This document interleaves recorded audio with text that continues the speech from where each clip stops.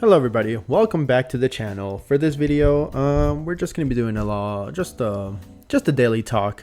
I kind of want to explore around and do different things. So what I want to do with my content, specifically with me, having to take some time off and doing this and that, and having not a lot of energy to just be editing and stuff like that. So, you're gonna be seeing just gameplay background, but I do just want to talk. If you guys want to just see in the background and stuff like that, just listen to me ramble about stuff. So I've been kind of thinking, I just want to do these like daily talks. I want to see if I can at least manage to do something like that, at least a little half an hour of just yapping and doing this and that. But if you guys want to if you guys do support this kind of content, like this kind of like podcasty type of feel, then just let me know if you enjoy anything, or if you guys have any topics that you guys want me to discuss or this and that. Let me know. I mean, I'm very happy to just get any ideas, get any concepts, any cool stuff that you guys want to talk about. And yeah, I mean, we'll just get started with, maybe just more of a current topic that's going on right now. And that is, the tournaments are going on right now, the Euros, the this and that. Excuse me. But yeah, about the Euros. And I'm recording this pretty much the day. The day is the 25th of June, so today would be like England playing today as well, and so I'm kind of like in the mindset of like talking about them a little, because I don't know if you guys saw during what happened in the England game after Denmark, and during the England-Denmark game, and you realize some of the comments that Southgate was saying were a bit concerning, not gonna lie. And it's funny because like I had the expectation that England were gonna make it pretty far this year, and you may think like you're kind of crazy, like I don't know, do you kind of see it?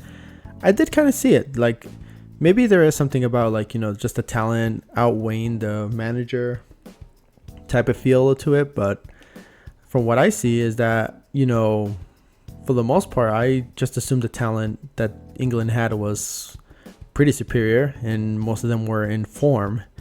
I mean, you had guys like you had guys like Saka, you guys had players like Bellingham who had a great season. I mean, you had Foden, who was in amazing form with City before the season ended, and was the reason why they even made it that far to begin with. But I think I kind of underestimated just the power of the manager, of how much he can mess something up, because it seems to me that whenever England play, they don't seem to be like fitting with each other for some reason. Nothing fits, and I think Southgate sort of understands that. He understands that something doesn't fit, but it's more like it doesn't fit into his system rather than it doesn't fit the players, like positions or play styles or stuff like that, Because if you guys remember the comment that he made about, not having a player like Calvin Phillips filling that role, that just means that, wherever position that, I guess for the most part would be Declan Rice, I guess, in that position, or I don't know who's in the midfield right there. But that just tells me that, like the system, or at least the player that's playing through his system, is not working. And he needed a player like a Calvin Phillips to fill in that role. Which kind of makes you wonder, right? Like, what kind of football does he want to play? And I know that, it kind of seems obvious that his formation is that of like, a park the bus kind of situation. That's what he's been criticized for the most part. But does he know that system doesn't work anymore? Or is he just being stubborn about it, Maybe the players that he had when he made the 2020 Euro run was perfect for that build, because to be fair, the defenders that they did have were probably in their best forms when they were playing for the national team. Ironically, when it was Harry Maguire and it was like, those kind of players. We criticize them obviously because their form with United, their form with, their clubs wasn't the best. But when you talk about their forms like with the team, with the international team, all of a sudden they turn up a gear and they actually do play well. And to be fair, like, Harry Maguire does play well for the national team. That's the thing.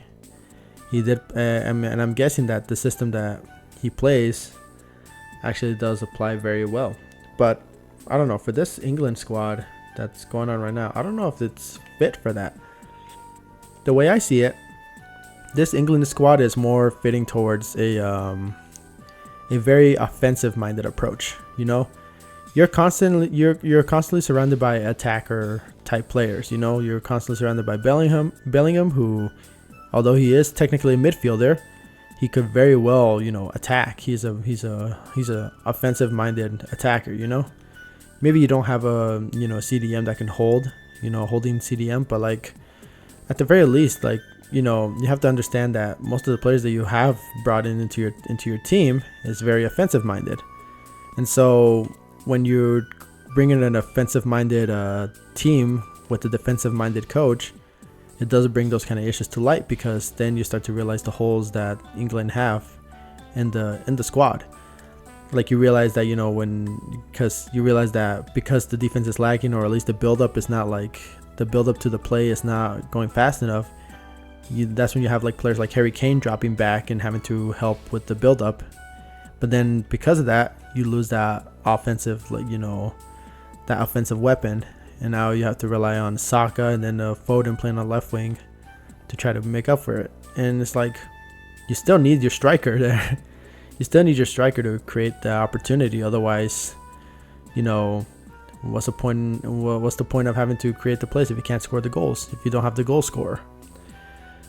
And see, that's where I'm kind of at with England. Like, right now, the way they're playing is not convincing me. And they played today, and I haven't seen their game today, so, you know, take this with a grain of salt. But so far, the way they've been playing has not been convincing. And honestly, and seeing the 2 games they played, if they keep playing the way they are, there's no chance that they could possibly win this tournament. The way things are, and so, you know, and it's a bit of a shame, you know, having to wait another 2 years for the World Cup in order to see if the results turn out to be. And for me, this is this tournament will be the make or break point for Gareth Southgate, because I believe if they don't even make it past, because my expectation was for this tournament, because in the 2020 tournament they made it to the finals. All they needed to do was win. And then Gareth Southgate would get his praises. He'll get his just desserts. He'll be recognized as the guy who was right, you know? And so that begs the question, well then, what will happen now? Because now the expectation is that they make it to the finals, but if they don't win again, then what? My expectation is that if Gareth Southgate does not make it to the finals, let alone win it, then this will be his last season. This will be his last tournament as England manager. I honestly believe that. People have already been calling for him to get ousted. People have been calling him for him to get sacked. People have been calling him for just to step down, or, you know, just at least make some drastic change. Which, you know, if you've known Gareth Southgate for the many years that he's been in this business, you know that's likely not going to happen. He's been doing this kind of stuff for the longest time, and people have been, you know, either critical. People have been critical of Southgate for the longest time, but, you know, in those times he's proven people wrong. So, you know, it begs the question, like, oh well, then if he proves people wrong then why wouldn't he be able to do it now, right? But the world is already catching up. You know, you have other teams that are now like constantly, you know, applying pressure to all these like top tier nations to get their act together, because some of the smaller like nations are starting to grow as a football community. You know, you may look at Georgia, you may look at Albania, you may look at, you know, Czechia, you may look at all these like teams that have made a pretty significant like dent in what looks to be like, you think of their like, squads of, groups of death, I would say. And they've been surprising us, with amazing games. Turkey had an amazing game, even though they got blown out by Portugal. Although, to be fair, one of the goals was purely by mistake. That does beg the question, like, all these teams, smaller teams, are starting to grow, and we're starting to like the pretty much the world is starting to catch up. Is basically what I'm saying, And so, yeah, even yesterday we started to look at Brazil as a top nation to win the Copa America. Then so we look at the team that they were playing against. They were playing against Costa Rica, and you think to yourself like, man, this is gonna be a blowout for for Brazil. Like, they're gonna bring in Endrick. They have all these players, Vinicius. You have all these players, potential big name stars ready to grow, and they could not score a goal against Costa Rica, and they ended up drawing 0-0. And I know it's one game. We'll have to wait till the next game to see what will happen. But for it to be the debut of for an international tournament for Endrick, especially because he entered at the 70th minute, and even though the fans cheered his entrance, and he carried that 70s aura, you even saw Neymar just be like, why would they do that? Why would they change out Vinicius? I thought they still needed him. We need goals. That's what they need. And although Endrick is capable of that, you need all the offensive weapons you can get. If anything, you could have put Endrick at the striker position and still keep Vinny, because he'll at least create those opportunities for Endrick to score. But I mean, it's such a weird situation where I feel like the world is still catching up right now, and as the community start growing, so will their football skills and everything like that, and soon they'll start competing for real. Because we all thought England had it easy. We all thought England had it easy, and the first signs were there when they struggled in the first game. I forgot who they played against. I'm already forgetting. And then of course they did struggle against Denmark, and so that begs the question, are these big teams just starting to fall apart? Do they just lack the talent? Because we're starting to find more superstars outside of the top 10 nations already. Funny enough, I wonder how it would be if Norway were to qualify, because they have a lot of good players in Norway, but I don't know, maybe something about their team is just not clicking, I guess. But in any case, it seems to me this Euros is going to be a bit unpredictable. I mean, there are already some favorites. You have Spain, you have Italy might be a pretty good shout. They tied, of course, against Croatia, which puts Croatia's playoff run into doubt.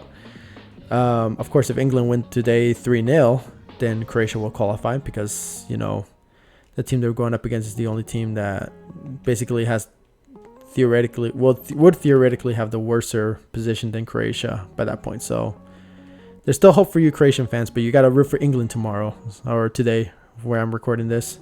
So give it all you got, I guess. But yeah, insanely enough, Spain, Germany, even the Netherlands and France, France has been a bit weird, aside from Mbappe's injury.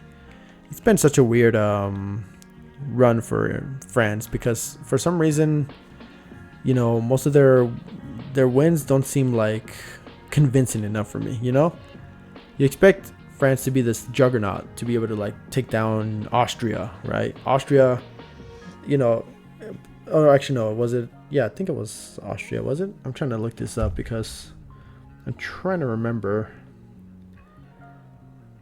Okay, so they're going up against Poland at 10. Yeah, they're in the same as Austria and the Netherlands. The Netherlands I can understand if they were to draw, but even then, you'd think they'd win, because it's France. It's the strongest team that they could possibly assemble, right? But something is up with France. I don't know what it is. They're not clicking as much as I thought they would. I expected them to beat Austria, at the very least 2-0. 2-0 would have been an acceptable, result if I were to look at them as favorites, right? But not only did they win 1-0, which was below my expectations, but it was an own goal. It wasn't even a goal that they scored, right? So, it wasn't a score that, it wasn't a goal that they made it happen. It just happened, and that's not a goal that should be, praised or this or that, I mean, at the end of it all, a win is a win, right? But it's not consistent. And so you kind of need to build that consistency in order for it to work out. Otherwise, you're less likely to win against some of the top teams, which is exactly what happened against the Netherlands. They couldn't create those opportunities. They had created those opportunities, but they just couldn't connect. And at the end of it all, they ended up drawing against the Netherlands. And the Netherlands, if it wasn't for the VAR, interference, and to be fair, I think that was kind of I think that was offsides. The reason why, there is a thing about interference with the goalkeeper if he's in the way, and that does stand, I think, in my opinion. So I believe the VAR decision was correct. But even so, if say the VAR wasn't there and that was a score, then that would have been it. It would have been over for France right there in that game. I mean, obviously not in the tournament, but as far as the game goes, that would have been the game to end it all. And so, I do call into question some of the stuff that France is doing. I'm not entirely sure if they're going to make it far into the tournament. But if they do, well, good on them, I suppose. But right now, they're not convincing me as strong. My favorites right now are Spain and Germany, because they're the ones that have been pretty convincing. In spite of Germany's 1-1 against 1-1 against who was it again? I already forgot. It was against Switzerland, which, to be fair, Switzerland is a tougher team than Hungary and Scotland. But to be able to beat them like that too is pretty convincing. Spain, though, is probably the most convincing, because they're the ones that went up against pretty much Spain, Italy. They already topped their group with all 3 wins. In fact, they're the only team to win 3 games so far. The only one that could be next, if they can manage to do it, is Portugal. In Portugal, their next game is going to be against Georgia, which seems likely that that's going to be the game that will put them on top for sure. That will guarantee them. They're going to play tomorrow. And yeah, that's pretty much where we're at with the Euros. The one team I do hope there is at least a bit of redemption for is Belgium. And, we make fun of them a lot. I mean, the community and, the internet collectively has been, kind of making fun of Belgium for how they've been playing, especially with Lukaku. Because it seems like, tactically they had it wrong the first game, and then they had to correct the second game. But the constant problem has always been Lukaku. And I do wish him a lot. I do wish him a lot of hope, because I genuinely do feel bad for Lukaku, because that's the thing, right? He's always been. It's not like he's always been bad or anything like that. That's never been the case. He's always been a good striker. He's always been one that's consistently fighting and this and that, right? But I don't know. It's just something about him. It's like he's cursed. When he plays for clubs, he can play fine. Well, I guess certain clubs. I guess if he plays in Serie A, he's likely to be more good. But yeah, when he goes to the Premier League, when he plays for Chelsea and stuff like that, that's when he struggles. And then he struggles more when he plays for international teams, I guess the Serie A is his bread and butter. But I'm trying to think, what could cause such a massive downturn in luckiness for Lukaku, because it just seems very odd. And whenever we see a game and whenever we see Lukaku score a goal, the general audience generally cheers. They cheer for Lukaku to score those goals.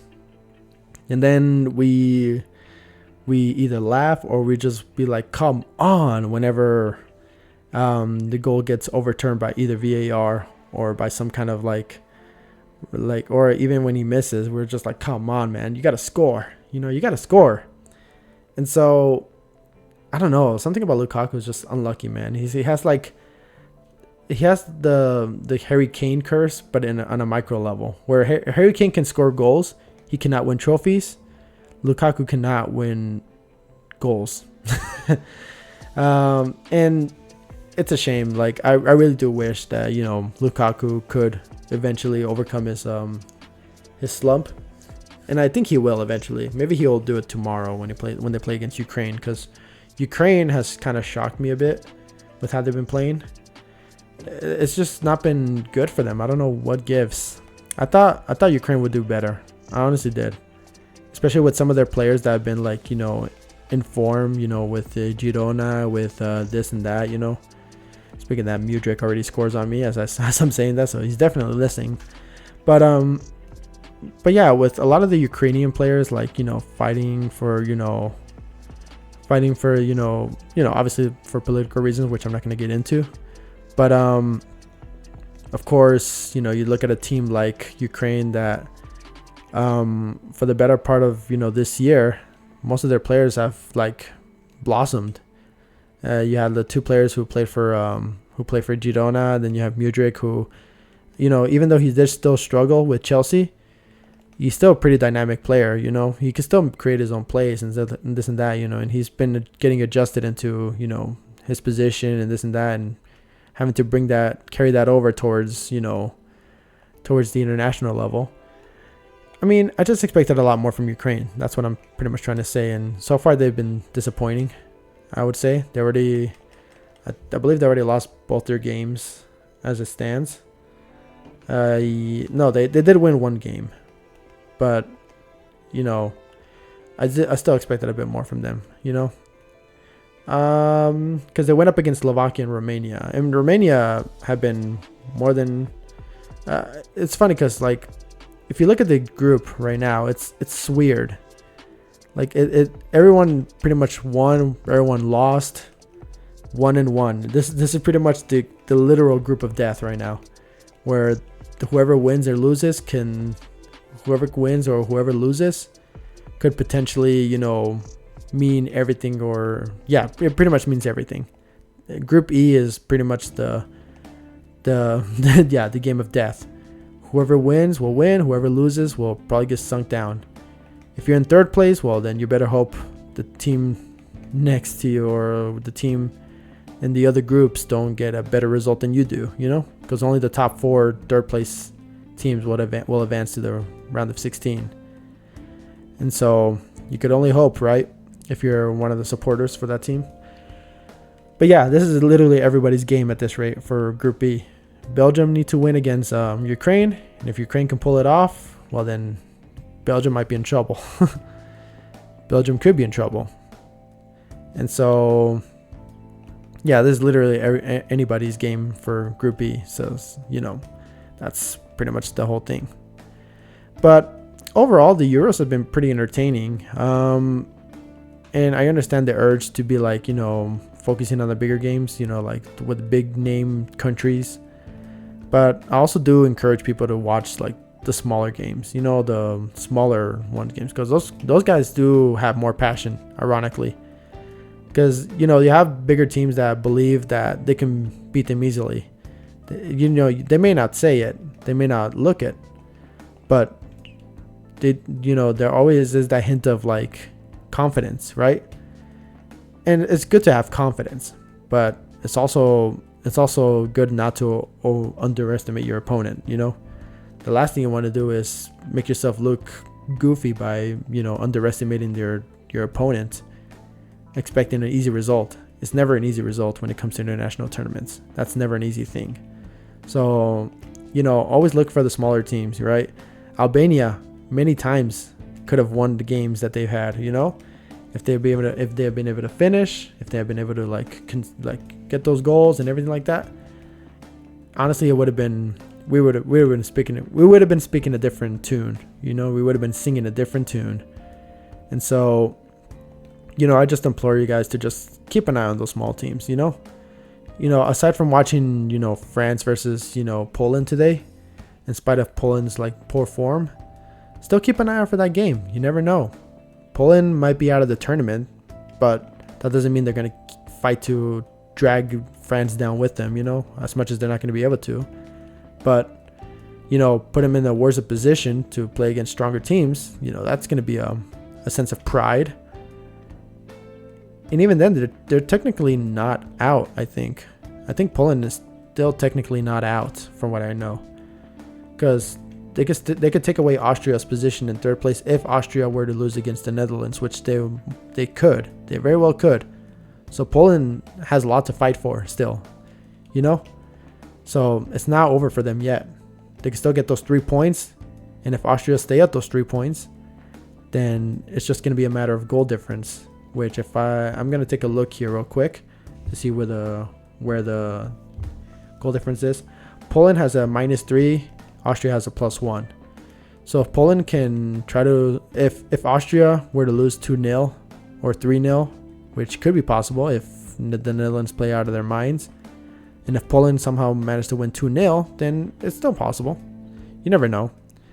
I'm saying the possibility is there. It seems impossible, but in football, nothing is impossible. So just keep an eye out. We'll see about it. We'll see what's going on. It'll likely not happen, but then again, that's why I always like to watch them. But overall, if I were to rank this tournament, and as far as everything goes, I think I'd give it at least like a B+, right? A B+ would be fair for this tournament, because there have been plenty of games that just have not been like, super crazy, but you definitely had some of those like standout games that really did like feel like, whoa, like this was pretty cool. This has been a pretty entertaining, Euro so far. And so I'd say a B+ is fair. The reason I don't give it an A is because, we're talking about like a tournament of like, different countries playing against each other, this and that.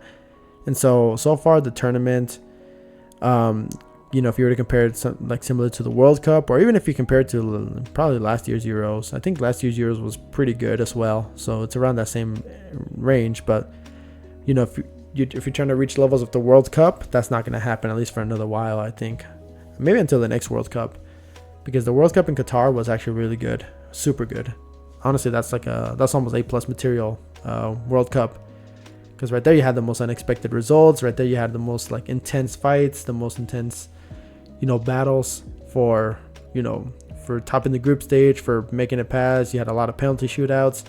You had an amazing final. I mean, that's honestly probably one of the more like better World Cups you could probably ask for, in recent memory. So, it's a really good tournament. It's a really good tournament, the Euros so far, but there's definitely a lot it can do so far, at least until the knockout stages begin, in which they can probably improve. The knockout stages are definitely going to be, the turning point of whether this tournament is super good or not, and it really just depends on who makes it further, But yeah, overall, I think that's pretty much my thoughts on the Euro, on certain teams. And I think that'll pretty much end my first daily talk episode. If you guys want to let me topics or stuff like that, it doesn't necessarily have to be football related. It can be anything. It could be video games. It could be sports, shows, anime, anything like that. Anything that interests you guys. Let me know what you guys think. And let me know if you guys like this style of like commentary where I could just ramble on and just have my thoughts, written down while I'm playing the game. Because I'm playing this live, by the way. You can see me switching players right here. Like, you see, I'm switching players. So, it's a good way to kind of multitask myself, to learn how to multitask, myself. But if you guys have any good topics that you want to like, have me discuss or anything like that, just let me know in the comment section. I'll take a look at some of those and we'll make a topic out of it. So with that being said, guys, if you guys enjoyed this little podcast, I guess, if you want to call it that, this little talk, leave a like, comment, subscribe, like the video. And so with that being said, I'll see you guys next time. See ya.